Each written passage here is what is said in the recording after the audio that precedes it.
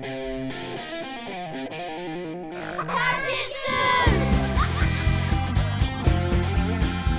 guys, let's do a bow and then let's get running round. Yes, good hustle, keep it going. Are we listening? Are we listening? Let's go. Hi everyone. We're back Welcome to DadJitsu once again. in the studio. This is the first one for 2. Yeah, the last two were on the road. Yeah. On the road. The last one was fun. Meeting at Yeah. a train station. It felt a bit like a date. I should have been wearing like a red carnation or something. Yeah. I guess. I should have kissed you when I saw you. I was hoping for that, but it never happened. Next didn't time. it? First So, date, yeah. okay, Second date. I suppose maybe. you're not a slut, are you? No, you don't want to give it away early. No, true. You've got to hold that back. I'm holding. Maybe on. for the end of the day. If it goes well, then you get the kiss. Okay. Yeah. So there's a bit of an incentive there to kind of make some good content. But yeah, episode 32, back in the studio. This time, hopefully, we're in focus. Yeah, it was a little bit If you don't hazy, need wasn't it? glasses, you might It have looked- noticed yeah. that we weren't in focus last time we were in the studio. It was fine. Looked fine to me. Yeah. Because my eyes are dying. That was really annoying, but hopefully this time we are actually in focus. I'm just going to do what I'm going to do is I'm just going to click on my face. Actually, I'm going to click on Steve's face. There we go. I click on Steve's face. Now then, hopefully, my shiny head in the shot. Hopefully we're in focus. Let us know if we're not again. I mean, I'll know because I'll watch it and be like, fuck! It's all part of the process, isn't it? I think we've been busy. I mean, it's been great. Yeah. It's been great getting to other jiu-jitsu clubs and training. It's wicked It's last week. something that I haven't done for ages, really. It's like busy family routine. Yeah. Like getting away for half a day is It's hard. difficult, isn't it? Yeah. Whereas this year we had our holiday. Well, we went on holiday and trained somewhere, so that was good. That was the start of it. Gran Los Canaria. Banditos, that was good. Pool, Perestra, and then Upper Grapple Collective. Yeah. I think it just improves your game. It does. Just exposes the holes in your game. Yeah, because you get used to your team, don't you? Yeah. You get used. You're rolling with whoever you're rolling with regularly, and you're like, okay, you know their game, you know their style. But when you're in there, especially when you're in a no-gi situation, because you slap and bump with someone, you've no idea whether they're a first day white belt or they're a black belt or anything in between. You only know that in two ways. You're watching them pre-roll or just the feel of them when you go. 100%. And I love that. It's the same. And I also love it. Just you're out of your comfort zone, and I think that's a really good way of keeping the blade sharp, isn't it? Yeah, and I think if you're I haven't purposely been going to these clubs to prepare for competition, but I was thinking about it today that actually it's been quite nice sort of periodically hitting a different club and rolling with different people in relation to the competition I have coming up in a couple of weeks at Grapple Worlds. I'll try and remember to put a link in the bio. There's a pay-per-view link if you want to watch. It's a really good show. It's been really nice actually just getting out of my comfort zone and rolling with other people. Yeah. Getting beaten by people, having good rounds with people. I feel like when come competition day, when we sort of tie up for that first time, it's not going to be so this is different. Yeah. Do you know what I mean? Yeah. Whereas if you're always rolling with the same people, like you said, you know what's going to happen. You know the rounds. You know the subs you're going to get. You know the battles that are going to ensue because of how they play, and you're just doing the same thing over and over again. You're drilling uncertainty in a way, aren't you? By visiting other clubs. Yeah. Yes, you are. Yeah. And then you're sort of testing yourself out. I haven't really gone to another club with the view of right, I'm going to fucking go hard. Yeah. I'm always quite respectful and think I'm I'm going the to same. go in. We'll roll. We'll have some hard rounds, but I'm going to start off quite gentle and sort of just feel them out. If they're going gentle, we'll just have a sort of fun one. I don't want to be disrespectful when you go to another club. That's it. It's the from the personal side of it, but it's also the etiquette of you just don't want to be a dick, do you? You don't want to be just go in, harder from round one when you don't know anyone. Yeah. It's a bit much, isn't it? Yeah, but like, you know, sometimes you have a round and someone's like really good and they'll start slapping it on and you think, all right, I'm going to pick it up. Yeah. We're going to just sort of have a good, it's not going to be spazzy and stuff, but we're going to have a hard technical round, you know, and see what happens. Because I guess you're vibing out the club itself and the team ethos. Like Max said the other day when we went to Grapple Collective, it was like his guys, they like to push a good pace. But I guess you have to allow yourself to be guided by what that is from the team, if you know what I mean. Yeah. Well, I remember the first session I did at Gym 01. I can't remember who the first person I rolled with was, but Mock was one of them. Whew. That's not an easy first round. And I was quite into my footlocks at the time. Right.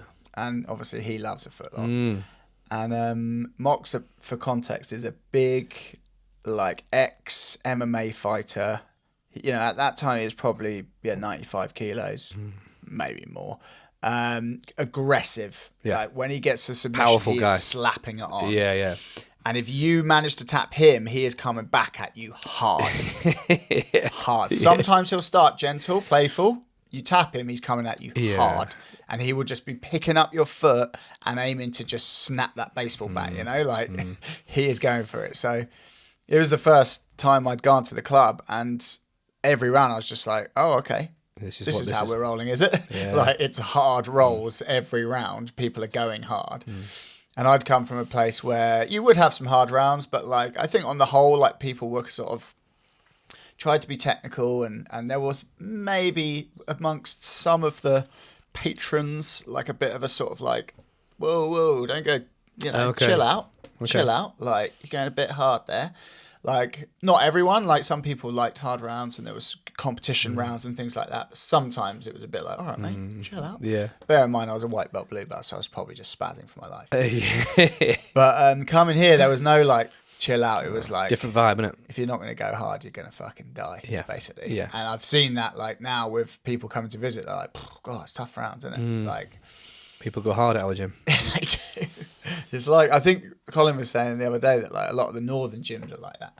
People just fucking tear ups just constantly. Yeah, that wrestling culture, and it's also just big, strong farm boys. Yeah. I've had a couple like gyms up in Burnley I've been to, and it's just like iron grip kind of dudes. It's like a lifetime of bumping hay bales, and they get hold of your gi, and it's just that's now fused with your gi. You're not going to get that grip off, you know. Yeah. But yeah, I think I can't remember exactly what we were saying, but there was a segue that I was going to use to start talking about the ecological method. How did we segue into that? Oh yeah. Obviously, you know the rounds that you're going to have with your training partners at the gym. It doesn't matter who it is. Like, if you've rolled with them like 2 or 3 times, you'll know that you're going to have a pretty similar round every time. Like, and it might be quite a dynamic. Lots of different outcomes might happen, but you know, with that person that happens, with that person we sit in half guard. Yeah. With that person I always pass them, mount them, like different. The same things happen with different people. Yeah. Which I think is an argument for the ecological approach over just sparring, or even the wider sort of positional sparring. Yeah. Because you're really like minimizing the possible outcomes, the possible things that might happen in that round. Yeah.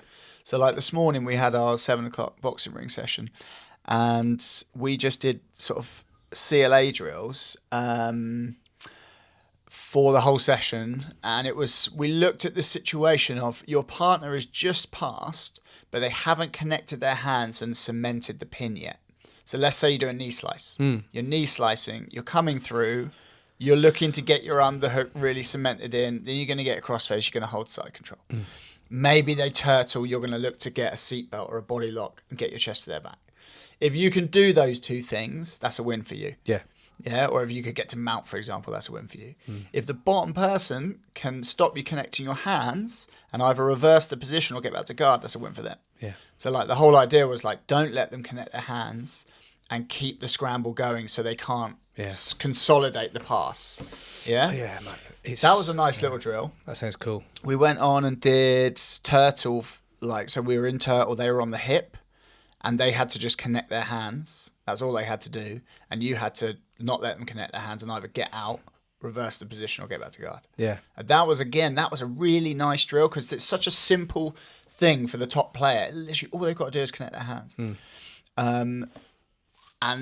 But for the bottom player, it was like, okay, right, I've got to work out a way of stopping them connecting their hands, and then work out a way of moving and getting enough space to actually like get back. And we really like drilled into it and got some really good like solutions. Yeah. And sort of every time we finished a game, we did it for like 5 minutes, we'd sit and talk about what happened. We played each game twice. So we basically ran the game, went round and sort of got feedback from everyone about what was working and what wasn't working.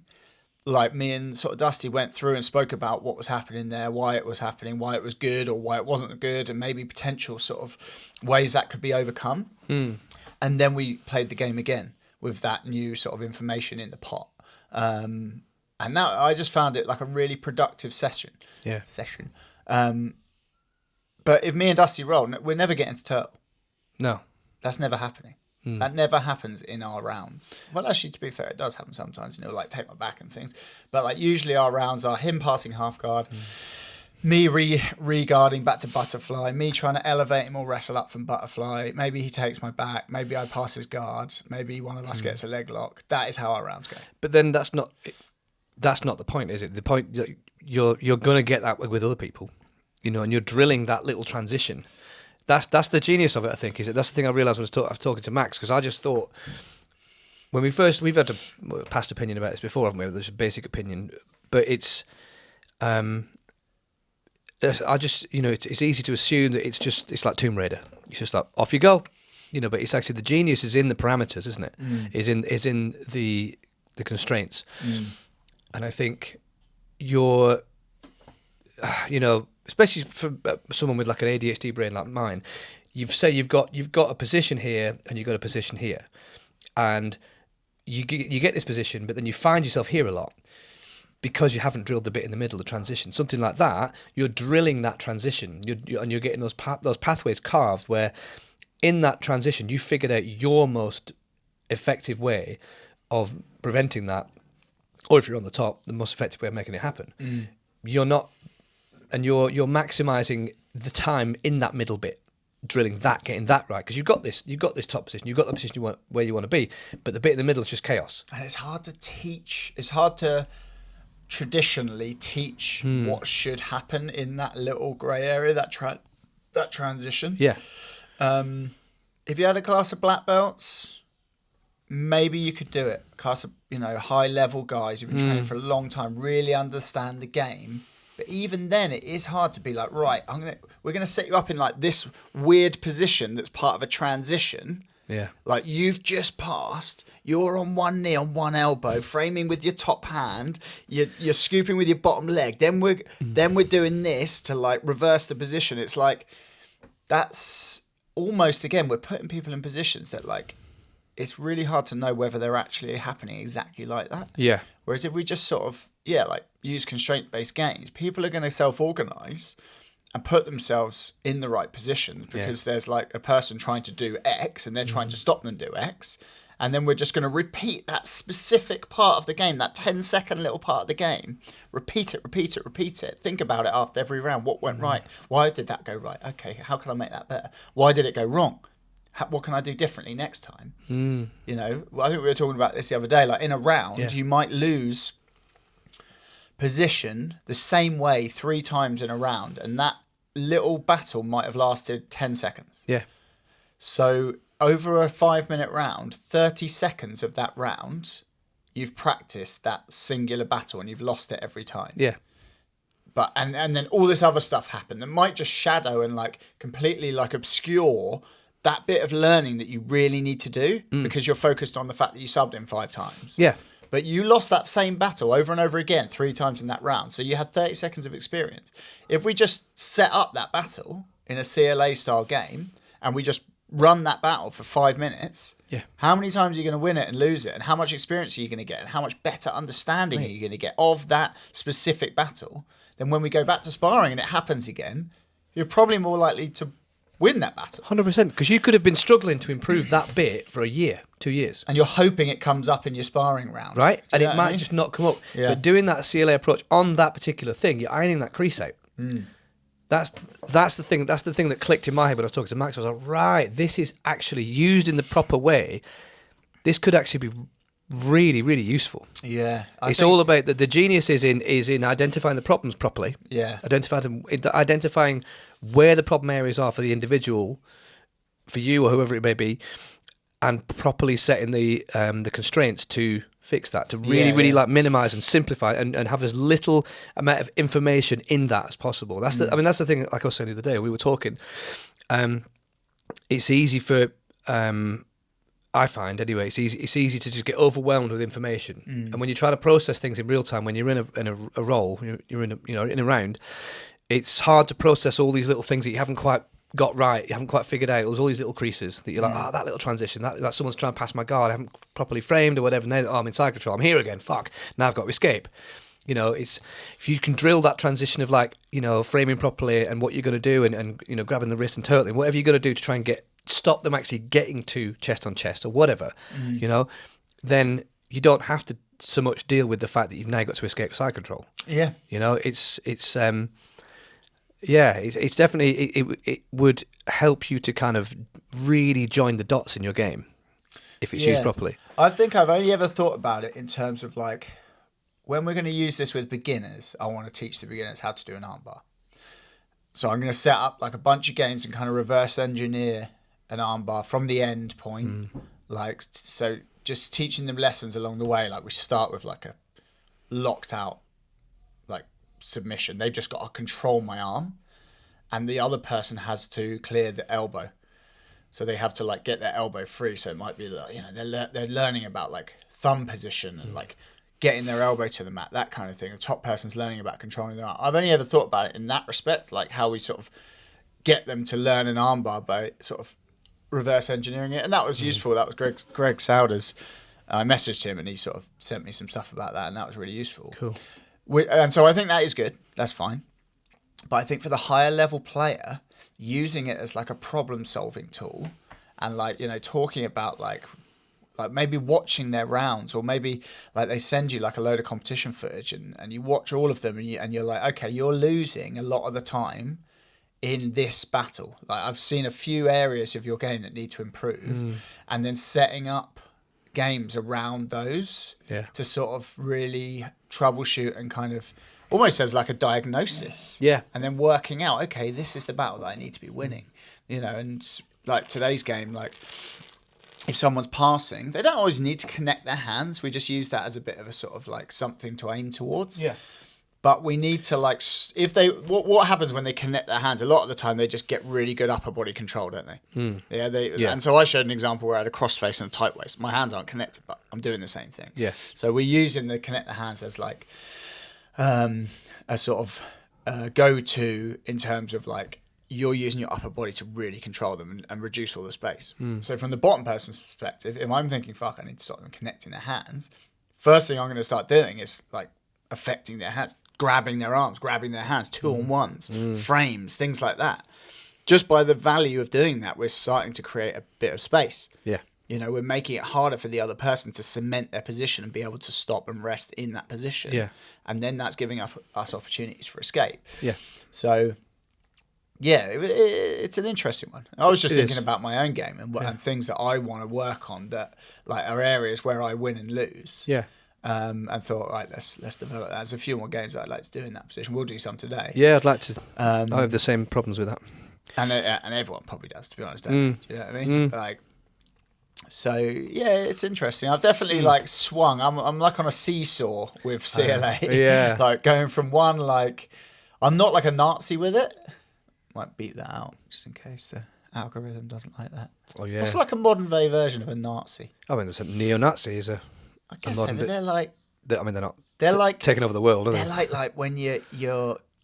They're like the uncle, like dad. The uncle that says something wrong at the dinner cringe. at the Christmas like, dinner table. Neo-Nazi. Oh god, that's so cringe. It's just like, come on, man. All right, it's not the 70s anymore. 2025 now, mate. Yeah. What's a modern version? Is it like woke? Is that? I mean, it's It's the opposite. It's end of the viewed as spectrum. it's viewed by many as extremism.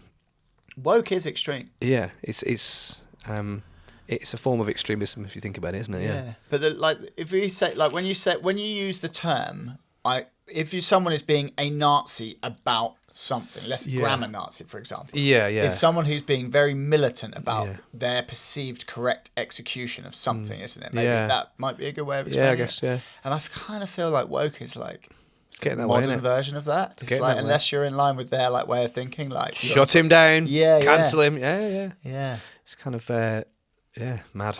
Yeah. Anyway, sorry. What I meant is, I'm not like a woke person when it comes to this. I'm not like you've got to do CLA games for everything, and that's the only way you can teach. Yeah. I'm not saying that's a bad thing necessarily, Mm. but I personally like a hybrid model. Like today, even though we didn't drill anything, I think the discussion in the middle and then us showing what we found was working and sort of being like, oh, actually, why don't we do this? Like, I don't know if that fully sits in line with like a hardcore CLA approach. Maybe it does. Well, I mean, I suppose it doesn't really matter if you are or you're not. I think it's just like anything. It's like if there's a new ethos, a new technique, or a new way of thinking, try it out, and if it works, great.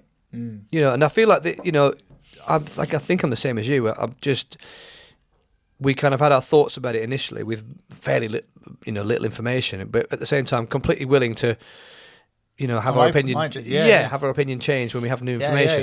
Definitely chatting to Max, it was like, especially when he mentioned about most of the people that really respond to it have ADHD. I was like, okay, a little light bulb went off in my head. I was like, right. And like I've said from the start with you, ever since being a white belt, I've always been searching for these zoom out concepts because I get overwhelmed with move to move. I was like, oh my God, I've got so much shit to remember. Whereas you don't, in a way. You just need to get what works for you and drill the right transitions, and get the concepts and the principles of stuff, like the constraints of like what are the few things that everybody has to do to achieve mount, for example. What are the things everyone's going to express it, and what are the things that are expressed differently by different people, different body types, where positions of your legs, your arms, what have you.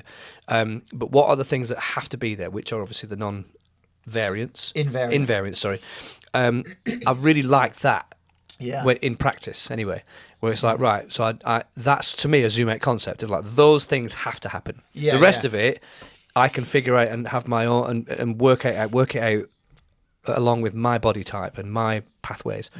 And like we said the other day, you're drilling the fact that those little transitions, you don't have to think about them once you've got your version of it locked in. It just happens.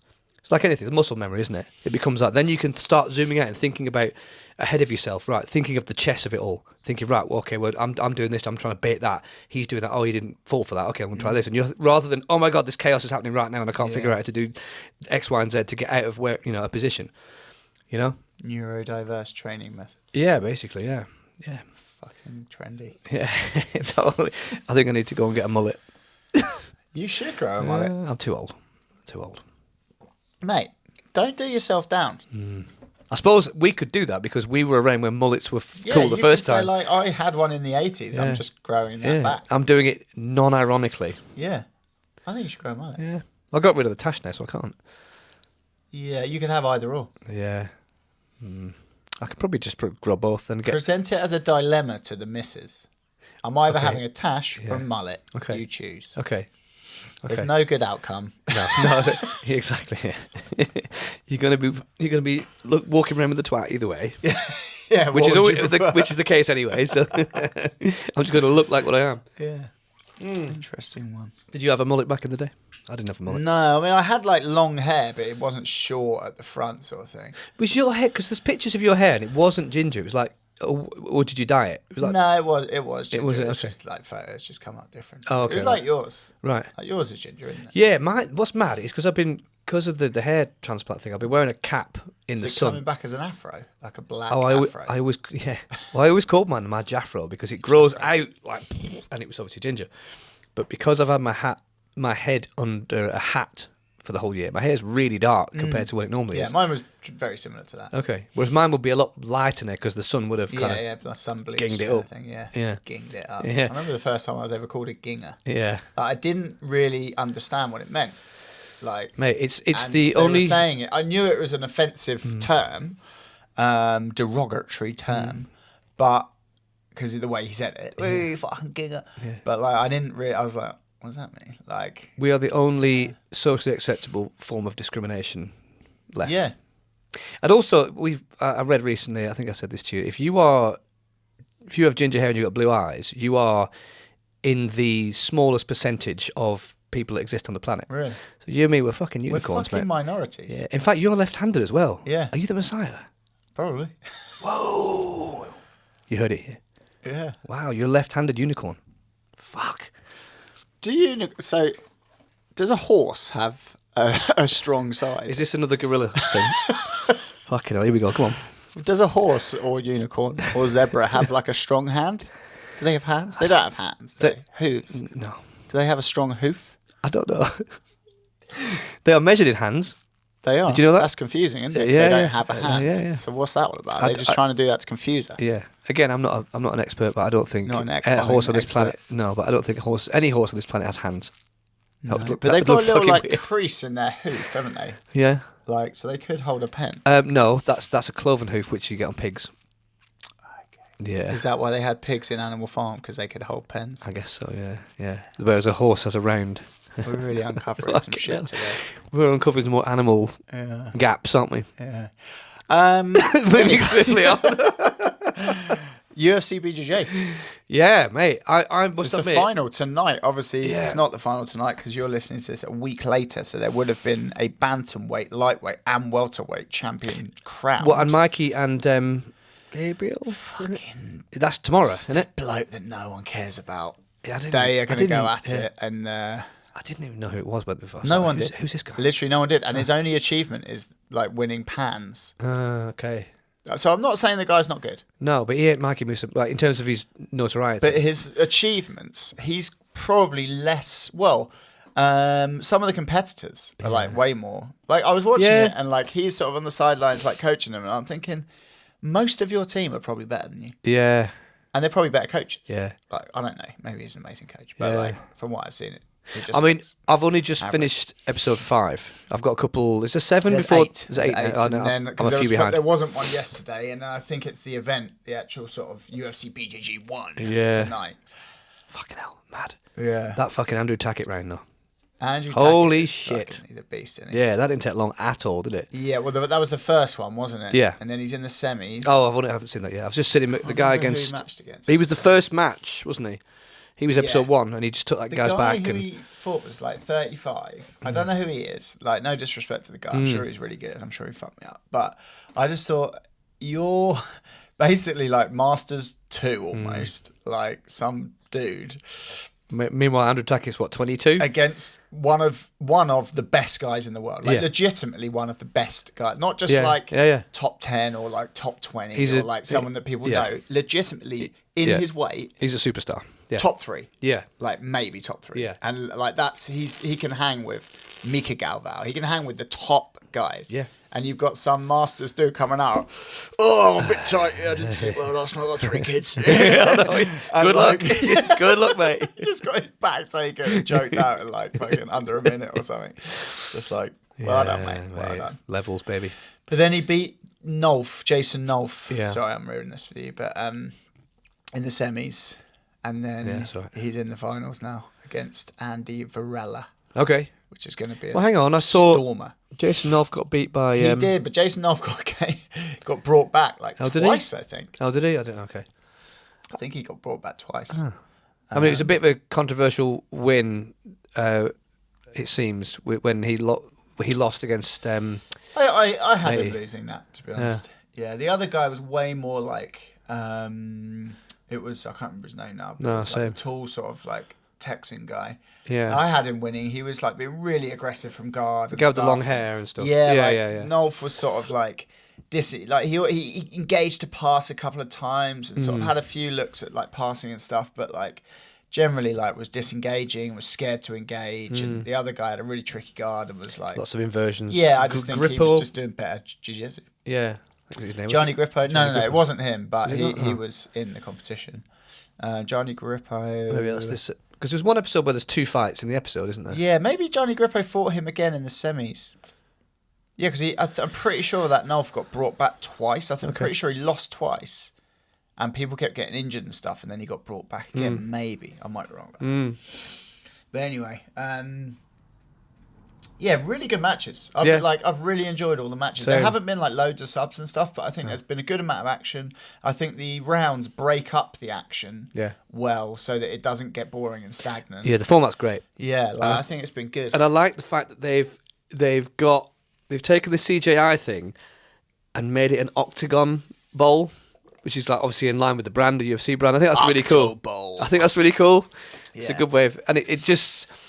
But CJ, the thing is, like Craig moaning about that is, What did Craig say about very hypocritical. He was like, "Oh, like they stole the idea of us, whatever." You mean he stole it from Karate Combat? Exactly. So, and I know he sort of didn't steal it from them necessarily, but like he got a joint patent with them. It Yeah. wasn't his idea. No. Karate Combat's idea. Yeah. And then he just like wormed in with them to jump on it.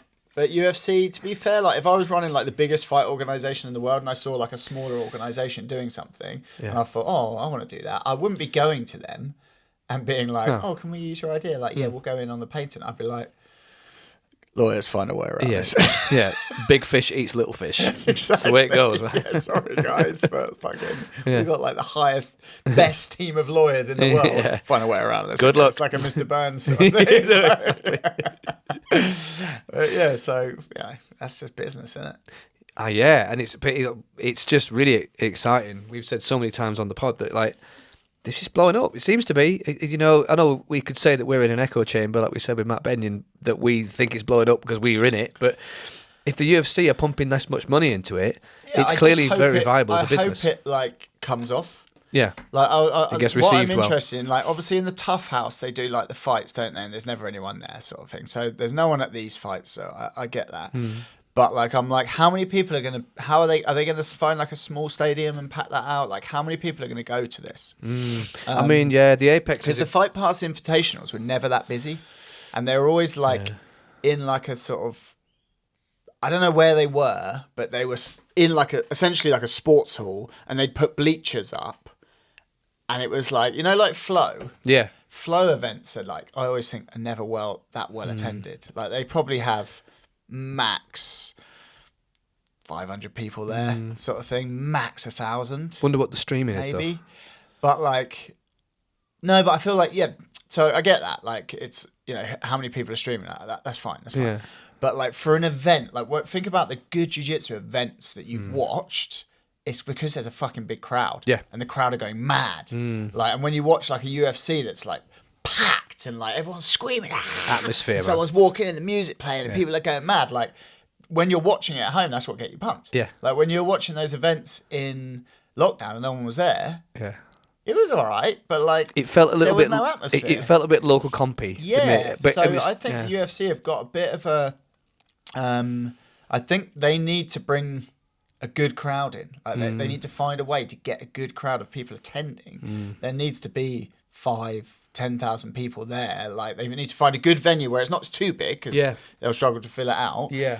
And get it packed in so there's a good bit of noise and like people screaming, shouting, like a bit of a CJI style. Yeah, and it's more tricky because it's jiu-jitsu and it's very technical, isn't it? Whereas if it's MMA, even though there is jiu-jitsu involved, people are punching and kicking. The average beer swilling dude or girl can just be like, oh yeah, I get this. But I guess People are having what a they're fight. saying, UFC, by investing in it, is that they think that there's a market now. Yeah. And that they can sort of build that market and get people to attend these shows. And create a good atmosphere. And do you know what I mean? Yeah. So I'll be interested totally. to see what the atmosphere is like tonight. Yeah, totally. It's funny what you say about the atmosphere. 'Cause I remember, obviously, we all watched, or there was a point in lockdown. It was the only sport on TV, right? In the Apex, and I'll never forget that first card when it was a full crowd again, and it seemed like the whole card was just like the whole night. And the fights were just fucking wild. I think Chris Weidman snapped his leg. I think it was Chris Weidman, wasn't it? And then somebody else, some Aussie fella, he his leg went all fucked. The fighters were just like overcommitting on everything. It's like, oh my god, because they'd had however long of just doing Apex Arena fights. Yeah. You know, and then all of a sudden they'd got this atmosphere of a massive crowd, and the crowd were like, oh my god, we're fucking at a UFC event again. Yeah. Yeah, I think that's going to be key. Yeah, I think definitely. that's going to be key. Again, especially for like the average watcher, like who they're trying to trying to attract. Sorry, if you're living in America and you don't like jiu-jitsu, but like maybe you've got some mates who do it and they're watching it, and you're like, oh, should I watch it? If you see this event where like it's mental atmosphere and like people are fucking breaking people's shit, choking them unconscious, you're like, I want to go and see that. Yeah. If it's like a bit quiet and like people watching, oh, that was a good triangle attention. Yeah, totally. Like they probably think, oh, don't really get it. Yeah. You know. Yeah. So I feel like they need to like run it almost like as a free event, or I don't know, just have some way of attracting a lot of people. Because I think pay them actors. Yeah, totally. Yeah, like paid mourners at a funeral. Yeah, but I think it's like that would, once it got above a certain amount of momentum, it would self-motivate. Yeah, the first one or two, like, you know, might not be like amazing, but like if they can build some momentum with that, like I feel like that happened early in the UFC. I think the UFC 1 was I think this is right. It was kind of like, it wasn't as well received as they thought it was going to be, but then everyone heard about it and it became this like, fuck it. And then UFC 2 was massive. Yeah. So it just, I think, hopefully that happens. Yeah. Well, there's been some good matches in this lead up to it. Like, there was, in the semi-final, Isaac Dodeling gets his arm, like, elbow dislocated. Really? And it's, like, good. Cool. Can't wait. But, I mean, they need some shit, like, I know it's harsh, like, but they need some shit. No, but it's controversial, isn't it? Someone's knee being fucking snapped in half. Like, that would really build the, like, people are like, fuck off. Yeah, because it has, like you say, sorry to use the UFC analogy again, but it's like that almost like freak show thing of like, he snapped the guy's leg. Yeah. Because they've got Mikey in an interview saying like, UFC's really violent. Like, we're trying to break each other's elbows and choke each other unconscious. Like, and everyone who does does jiu-jitsu is like, it's not really that violent. Yeah, like, you can just tap. But obviously they're trying to like sell it, boost the violent aspect to it. Which is quite ironic. Little nerdy guy with glasses. Yeah, that's it. But yeah, I think it's a good net for the sport, and I'm really interested to see the fights on that card and see who's going to be on there. Because I imagine there's probably some bigger names who didn't want to do the tough thing or the tug. They should have called it tug. They should have called it. They missed a trick, didn't they? Yeah. I imagine there's some bigger fighters who said like, I ain't doing that, or maybe they're in different weight classes who they'll get on the show. Yeah. I know they're talking about Gordon and Nicky being the next judges. The next coaches. Yeah, that'd be good. Yeah. I'll watch the whole of each of one of those episodes with those guys on there. I guess they're just guys like that, probably just sitting back and just let's see how this goes before I put my name to it. Yeah. But hopefully it does kind of get to the stage where it's like, okay, we have to jump on this because it's blown up. It'd be great to get some of the English guys on there, like Taylor Pearman, like in the Owen or whatever, and people like that. I think that'd be really, really cool to see them sort of competing on that. Yeah, man, definitely. Exciting. Yeah. We had some questions. Oh, yeah, we did, didn't we? Loads of questions. Yeah, we've had a lot of... Marcio sent loads, hasn't he? Yeah. Thanks, Marcio. Let's just... some of those are a little bit tricky to answer. Let's just... we can answer that one. Not going to answer that one. Let's just random. We should have some incidental like music, like tequila playing while you're doing this. All right, let's freshly baked fightwear. Thank you for your question. Thanks and again. Your continued excellent produce on the yes, and thank you for the merch, man. Yeah. Thank you very much. He asked, "How young is too young to start your kids in jiu-jitsu?" I think we've actually answered this before, but we'll answer it again. Yeah. It's a fairly easy one to answer. I would definitely say. There's no it depends on the child. It's a bit of a shit answer, I suppose, but it depends on the child. We've got some kids in our program who are super focused. They listen really well. They do everything you ask them to do, and they kind of like, you can just see them like picking things up. And you know, I'm not saying that like every time they spar they're like using techniques that you've shown them and things like that. Sometimes it looks a bit messy, like between the ages of like 4 and 6, but like between the ages, I would say, of like 4 and 8, all I want them to do is come in and just listen and do what we're asking them to do. And not fuck around. Yeah, don't fuck around. Yeah. And if they do fuck around, I'm not going to be like militant with them. No. Like, I'm going to accept a bit of fucking around because of their age and stage. Well, and that's fine. If they're having a good time, that's fine. Yeah. But if they're fucking around so much that they can't engage in a safe way in the class because they're young, then they can't be there. Yeah. And I would say that could happen anywhere between the age of 3 and 8 years old. Well, I mean, as both of us being parents of kids that do that, and fuck around when they shouldn't, it's definitely it's a good point that you just, if you've got a class full of, because you find it, don't you, sometimes where you get one of them doing that, and then it becomes like whack-a-mole, where they set each other off, and then you're babysitting. It's hard, yeah. So I would say, like, if you're like, oh, I've got my son or daughter and I want them to start training, try them at a class. If they're 4, 5, try them at a class. If they are showing that they can sit there, line up where they're supposed to, sit down, stand up, do all the things that a dog can do, like fetch, and they're not like fucking around constantly and like they're engaging in the class, then they're probably ready to start. Yeah.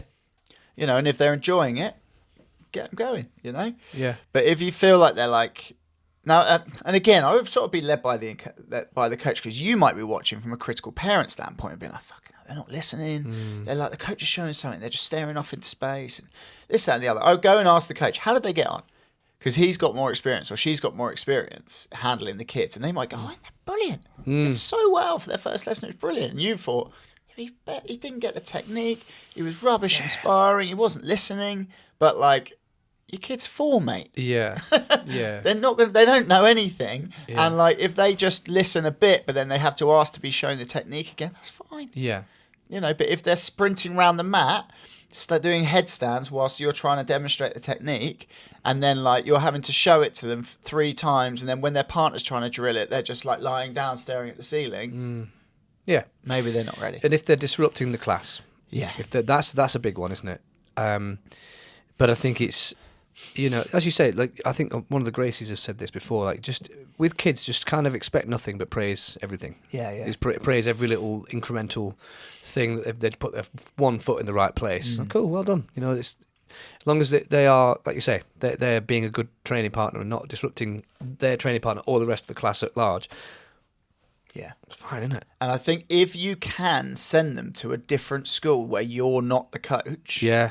Or like, if you, let's say you're not a coach, but you do jiu-jitsu and you're like, I'm going to teach my kid jiu-jitsu. That depends on your relationship. As far as I can see, most people would struggle to do that productively, repeatedly, week after week, month after month, over time. I think we do, don't we? I struggle. Yeah, I do. If I could send my boys to another jiu-jitsu club, I probably would. Yeah. Like, maybe they train with me once a week because it's nice doing it. I like doing it. It's not that I don't like doing it. Yeah. But I think they would listen better if someone else was coaching them. Because you're daddy. Yeah. It's hard blurring those roles. Yeah, it is. For them, it's hard. It's hard for the parent, but it's also extra hard for the kid because all of a sudden they're having to, for that time, share you with loads of other kids. Yeah. There's a lot of factors there, aren't there? Yeah. Which is like all of us. That's what I find with my kids is they're hanging off my leg a lot more. They're there to spend time with you. Yeah. But you're not there to spend time with them. You're there to coach a class full of kids. Yeah. So you're both there with different expectations of what's going to happen. Yeah. Like I find, especially when Ben was younger, like Ben's been doing it since he was 7. And when he was really little, he'd be sort of attached to my leg the whole class. Yeah. It's So like, it's similar. Yeah. Which I get, but at the same time, it's like, but I have loads of other kids who have parents who are paying for this that I've got to try, especially when I've been covering the class myself. So I've got to teach the class. As much as I want to spend time with you, I've got to also spend time with that. And it's a hard one to kind of navigate, isn't it?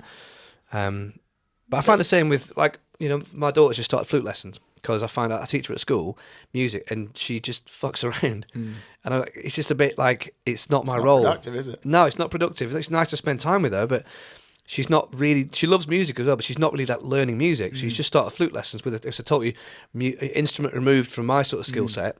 And hopefully she learns music from that. And then you might be able to come together and like play together. Exactly. And then you give her a little tips and Yeah, advice and things like that. yeah. But like it's less of a like going through those painstaking early days of like getting them to a point where they can play the instrument. It sounds shit, but they can play it. Yeah. And now we're improving it. Yeah. Like someone else doing that is probably better. Definitely. I think there are parents that have, like, you know, Brian with his lad, he has a sort of relationship where he can do that. But I think that's an outlier of a situation, isn't it? Most parents... There's always going to be outliers. Yeah. And if your kid is one of those outliers... fucking crack on. Yeah. That's amazing. Yeah. Do you know what I mean? Lap if you've it got up. this great relationship and they're listening and you're going back and forth and your name is Guy Mendes, great. You know? But most people, It's hard. it's hard. Maybe you need to get them on like a steroid cycle. It's probably that. It's Well, creatine's supposed to be good for probably kids. the steroids help Yeah. them focus better. Maybe they can just do them in, like, kids' flavours. Gummies. Like a blue raspberry. Steroid gummies. Blue raspberry. There you go, right? That moves us on to our sponsor. Go back to... Go on.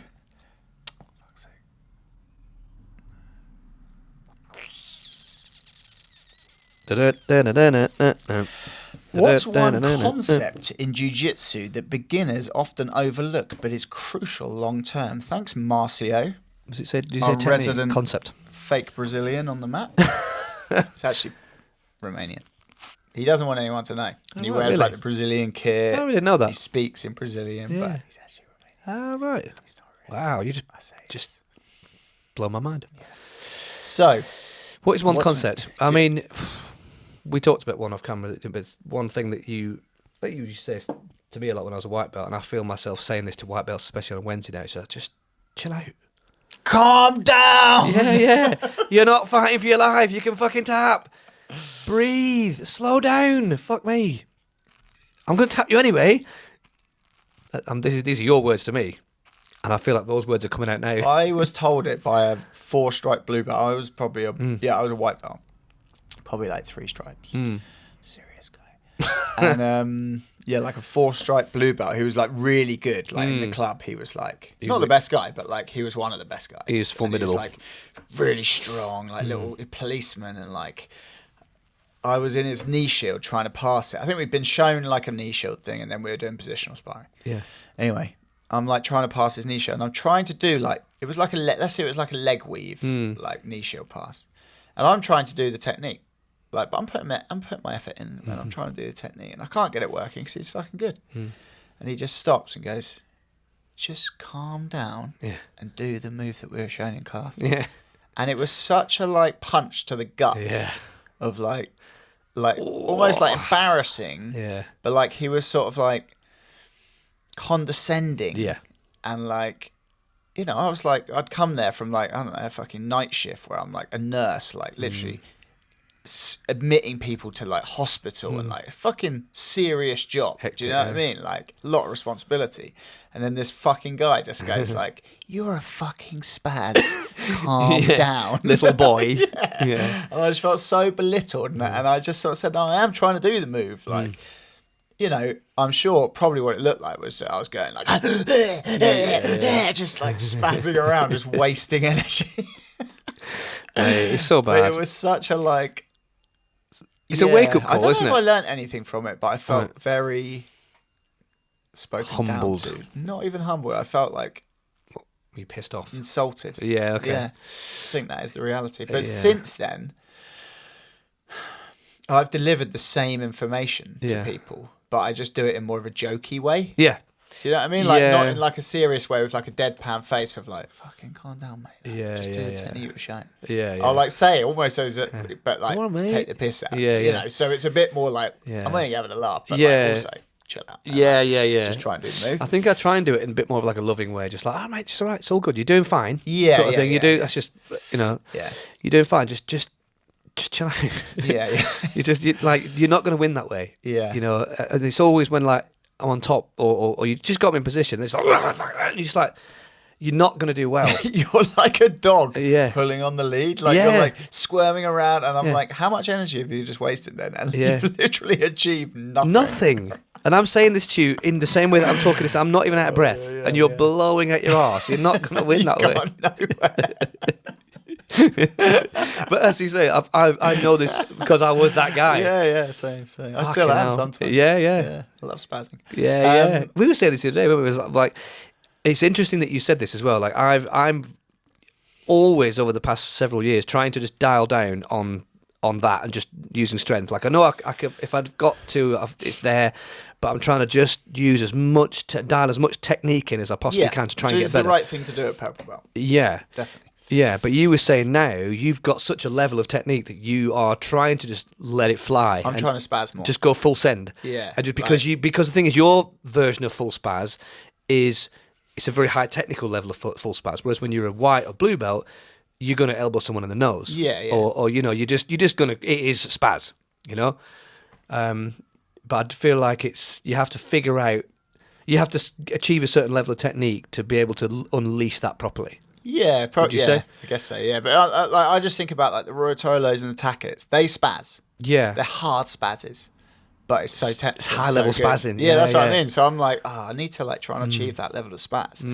But me like being slow and methodical, like I ain't gonna get there. No. I need to just jump into shit and like launch myself around and like. Because you'll have those pathways. You'll have those pathways Kind where of, a lot of the time it'll land, but you've spent so long, like dialing that down. Yeah. And just working on technique. It's just, I mean, that's a question within a question, isn't it? Like, at what point do you? I suppose it's different for everybody as well. At what point do you think, right, I can kind of open the spaz door? Yeah, release the spaz. Release the spaz. Yeah. I think definitely it's a thing. If that's not your inclination, some people will always be like that. Yeah. And that's just their game. Yeah. Like the Tackets and the Rotolos have probably been like that since day dot. I mean, Diogo's always been. Yeah, Diogo's he's always been a full send guy, hasn't he? Yeah. Whereas if you're not like that, I feel like once you've sort of got a good level of technical proficiency, obviously everyone could be better and there's always someone better, but like, fairly good level of technical proficiency, then you can start to open the spaz cage. Yeah. Maybe that should be. Well, my other answer to this question is like the mindful grappler. So this is maybe that sounds like a book. Yeah, well, maybe. Is focusing on the small battles.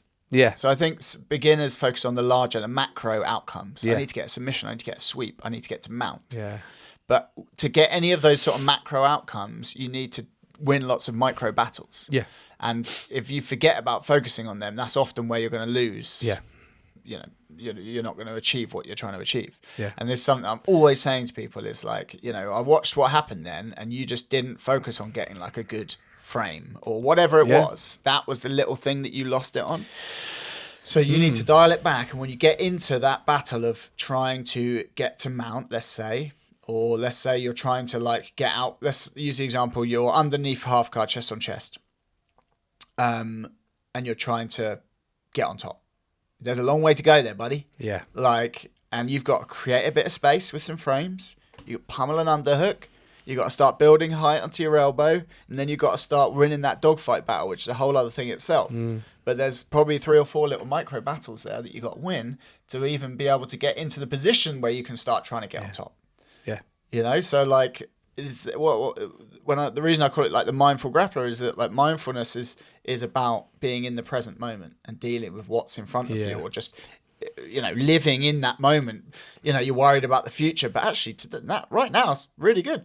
Enjoy that. That's deep. You could apply that to life. What you mean. Exactly what you've just said. Grappling with life, right? That's why we're here, guys. That's it. Just here to help.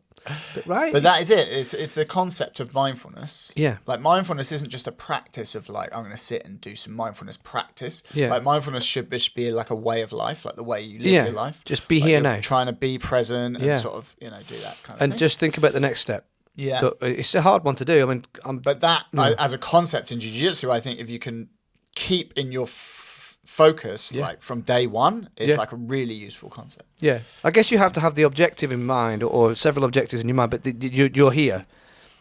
This has to, the objectives going forward have to, where you're trying to get to, or the options, but you're dealing with this You got to first climb and foremost. each rung on the ladder, haven't you? Yeah. You can't just jump to the top. Yeah, which I think we all try and do at white belt, and probably early blue belt. You're just trying to like dive to mount or whatever, and a lot of the time it'll work because you're rolling with your peers. Yeah. You're also fucking terrible. Yeah. And so it'll work, but you miss that actually you did all the little things along the way there. It's just that you didn't realize you were doing them. Yeah. Whereas if you actually focused on what you were doing, you're going to get better. And that ties in nicely with the CLA. It does actually. Yeah, I was just thinking that. Yeah, because those micro battles are, often what you'd be focusing on using CLA, right? Yeah, and if you sort of set up, that example of underneath chest on chest, set up lots of little games, right? All you're trying to do from your person starts in chest on chest, they've got an underhook crossface. You've got to get an underhook. And they've got to just keep you there. Or maybe they're trying to get to mount or something like that. Nice. Now you're going to start with an underhook, but you're flat on your back. You've got to build height and get to your side and get up on an elbow and get your head higher than their head. So you could break it down into lots of little games, couldn't you? Definitely. And so they're going like, oh, okay, I'm starting to understand what I'm actually trying to do here now. Yeah. I'm starting to understand all the little battles and how I can win all those little battles. It does. It rather unlocks the chaos, doesn't it? Yeah. Yeah, definitely. So yeah, that would be watch out for the Mindful Grappler book coming soon on Amazon, written by ChatGPT. Yeah, exactly. I mean, Henry. How important? Let's do this one. I'm mindful that we are at 10:30. Time are we on? So what do you want to do? Do you want to do a little bit? bit? We might call it there and Yeah. bump those other. Yeah, we're on 56 minutes. Oh, mate. come on. Fuck about. Heavy content, people. Wherever you Hey? are driving, you must be there by now. Yeah. You're probably on your way home. Yeah. Second Yeah. sit. You've probably done Mackie D's. Yeah. Yeah. Well, you're welcome. Thanks Once to again. our sponsors. We should have said this at the beginning of the episode, but we didn't. I'm sorry. We saved the best if till you're last. here till the end, thanks to our sponsors. Thank you, guys. Rain Clothing. It is sustainable fightwear made in the UK. I rate it, so should you. Wear it. 15% off with the code DadJitsu15. Grapplers Essentials. Grapplers Essentials. Supplements made by grapplers for grapplers. DadJitsu 10 gets you 10% off. And Grapplers soap, which I haven't got with me. With you, well, I've already used the wipes because they were so good. The wipes are gone. Yeah. The soap. What I found out, I don't know, did you get the little bag? The little Hessian bag thing? Yeah. This is so genius. I hope they meant this. If not, this is yours for free, guy from Grapplers soap, Mr. Barrett. If you put the soap in the little Hessian bag, you can use it like a loafer. You tie it up and you just get it wet and you just rub it all over because I'm forever dropping the thing. And Sophia was like, yeah, she just put it in the thing and was just like scrubbing and it's like a loafer. So it's fucking genius. So it's the wife that came up with the idea. Yeah, it wasn't me. That's genius, though. That is. But yeah, that's amazing. If it wasn't meant for that, you can have that for free. There you go. Stick that on your site. Yeah, because that, like, I hope it probably was meant for that, but like, it's so genius. I'm sure they will say that now. And fair enough. Yeah. We would do the same. But I think that's brilliant because it's as it's so. I'll put it on the sink after the shower and it just slips all over the place. Yeah, it just slips in, yeah. Whereas that, as you say, and it becomes, and you can exfoliate as you do it. Yeah. That's why I Holy look so shit. young. Guess, right. Ding. That's what I'll be doing in the shower today. Fucking brilliant. Yeah, mate. That's brilliant. Yeah. And the last one is the Endured Professional, guys. Yes. It's coming up 2nd of August. Loads of amazing fights. We're going to be there. The main event is us being there, interviewing the fighters backstage. Do check it out. There'll be loads of good content coming from that. Loads of beef. Yeah. I think that needs to be our we'll make sure number of one. that. Yeah. Beef stirrers. Yeah. Beef fiddlers. Professional beef fiddlers. That's what our goal is going to be. Yeah. So create some venom. Yeah, that's and just sit back and watch it blow up. Yeah. Hopefully we could get a fight in the studio. In the back room. Yeah, like a sort of WWE like style. a schoolyard. Someone comes in, they call beat. Yeah. Hey, mate, he fucking just called you a prick. just saying, whatever. Saying. Just Well, whatever. you're going to go into the warm-up area to fight and wait for the camera. Let's go. Oh, mate, you just hear what he fucking said about you. Okay, I don't want to say it because you'll fucking kick off, but whatever. So look out for that. It's going to be fun. Right, if you're still with us, thank you for staying all this way. Like, comment, and subscribe. Yeah. And head over to our Instagram. Like, comment, subscribe. Scroll back through every single post and share it on your story or send it to one of your mates who's shit at jiu-jitsu. Yeah. Spread the word, people, and help our algorithm. Don't be a lurker. We hate lurkers. Yeah. Thanks to Matt, our number one listener as well. Yes. /watcher. He asked after us last week because we didn't have an episode. He cares. Did he really? Oh, cares. bless Matt. Yeah, love him. Right. Yep. See you next time, guys. See you guys. All right, guys, let's bow there and then we'll call it a day.